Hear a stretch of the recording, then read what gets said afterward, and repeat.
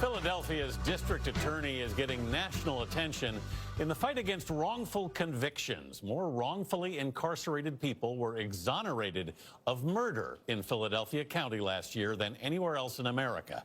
Since taking office in 2018, DA Larry Krasner has exonerated 15 people. Jerika Duncan first spoke to Krasner more than a year ago and checked in over the summer to hear about reforming his office's culture. She's also caught up with one of those 15 exonerated people, Terrence Lewis. Jerika, good morning. Good morning. To understand Terrence Lewis's story, you have to go back to 1999. He was 20 years old and found guilty of second-degree murder, sentenced to life in prison. Well, last year, Philadelphia prosecutors dropped those charges. It's now been a year since Terrence Lewis was released. At that moment, that was sheer, genuine joy. In May of 2019, after more than 2 decades behind bars, 40-year-old Terrence Lewis walked out of a Pennsylvania prison a free man. Coming from the box of despair, you know, where I was being warehoused, to be able to feel the breeze on that side of the wall and to get a genuine hug, it's surreal. I was convicted of... That reality was just starting to set in when we first met Lewis last year, 87 days after his release. Although I'm grateful, it's definitely been difficult because I have been enslaved, you know, mentally as well as physically. It's been over a year since you were released from prison. How do you feel? I would be remiss to say that, you know, life has been a cakewalk. Initially, it felt like I was leaving one prison to come home to another prison. In 1999, Lewis was convicted of second-degree murder and sentenced to life in prison. Prosecutors built their case around the testimony of one eyewitness, a drug addict. I proved my innocence, unequivocally speaking. Factually speaking. It wasn't until 21 years later and after the DA's office expressed, quote, really grave concerns about whether Lewis was guilty that a judge threw out his conviction and ordered Lewis's freedom. I got the weights and I just zone out and think about freedom. He sued the city of Philadelphia.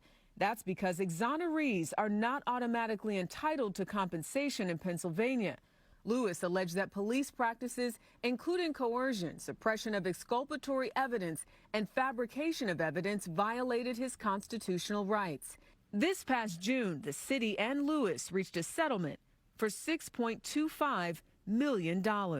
I did 21 and a half years for a crime that I did not commit. No money in the world can amount to what I felt inside. He says he's using some of that money to fight for justice, launching the Terrence Lewis Liberation Foundation. It's going to be our first presentation. A nonprofit partnering with UPenn students to investigate claims of wrongful convictions. He has a sincere belief that there are innocent people sitting in jail now, which is surely true. Lewis was inspired by Philadelphia's district attorney Larry Krasner. His conviction integrity unit helped restore Lewis's freedom, but Krasner made it clear from day one he wanted to take on the entire system. In his first week in office in 2018, he fired 31 employees. I did not enjoy it, but it was necessary to do, especially as I see these exonerations happen, and guess whose names just keep coming up for having been involved in convictions of innocent people. The people you let go. Yep. That story will be developing. Stay tuned. I can tell you a lot of what has done since I said stay tuned has been in the nature of education. We put a ton of time into educating the prosecutors about things like the obligation to turn over information that helps the defense. Do you feel you've done an effective job at changing that culture? I feel we have, although it's a struggle, and we've had the opportunity to become credible within the system to people who may have had misconceptions about what we were trying to do. We are just as focused on going after serious gun violence as we are focused on making sure innocent people do not sit in jail. Out of a dozen shootings. But gun violence has spiked in Philadelphia. Since last year, homicides have increased about 40%. How do you convince people that you are just as serious about focusing on homicide at a time where Philadelphia is facing some of the worst violent crime in over a decade? Let's be fair about this. Almost every big city in the United States is in the same position. Why do you think that is? Well, I think there's no question that it's related to the pandemic. For the first time in probably close to 100 years, we have the Philadelphia court system shut down for months. You have changes in policing so that police are making decisions not even to arrest for certain offenses. When you have all of that going on, you have a perfect storm. In spite of that storm, there is hope, says Terrence Lewis, that no matter how long it takes, justice is possible. I'm a believer from amongst the believers in regards to reform and eradicating the racial disparities and inequalities. I'm very hopeful that change, in fact, is going to come. The Philadelphia Police Department declined to comment on Lewis's case. As you can hear and tell, that Lewis is really focused right now on his foundation and helping other people like himself. Tony? Jerika, it's a powerful story. Thank you very much. Yeah, we were talking about Larry Krasner here at the table, Jerika. Yeah. Very, very touched, very moved, very thankful that he's taken the position that he has. Is he getting a lot of support?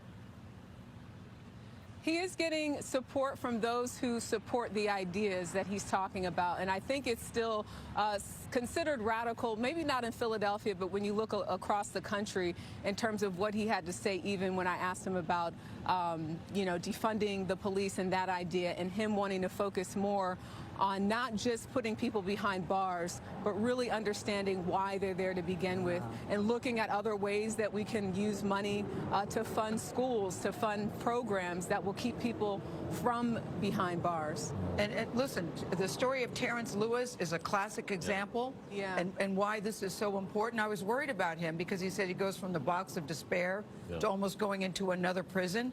He seems to be doing okay, is he? I mean, clearly, he has money isn't going to make the difference for what was taken from him. But I sure am glad he got some money. Yeah. Yeah.